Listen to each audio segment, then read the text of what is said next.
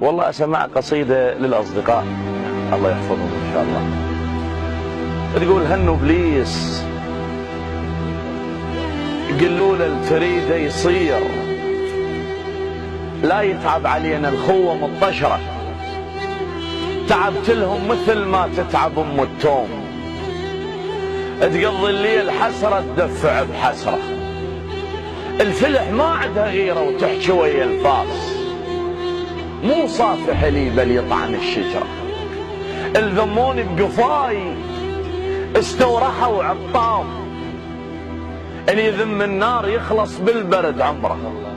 المجاف الحطب ينشوي، المجاف الحطب ينشو من الدخان،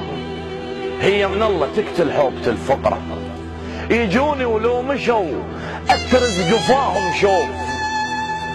بالموادع غشيم وما اخذ الشمرة،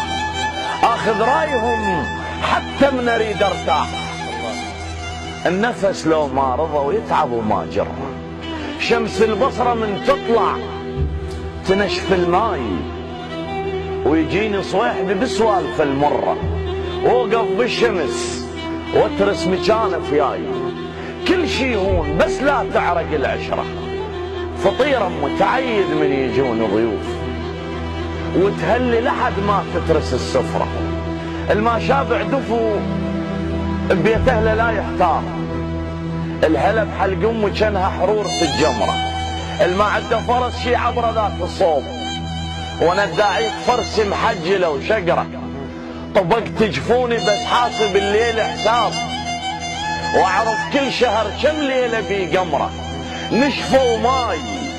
واللي يسالنا قلهم بير، وشمره ماي بعد البير على الحفره، يحوكولي سوالف علي نص ردام، الراب ويا المضيف سوالف الغتره، اللي يحكي على الشمس يعرق بطار الصيف،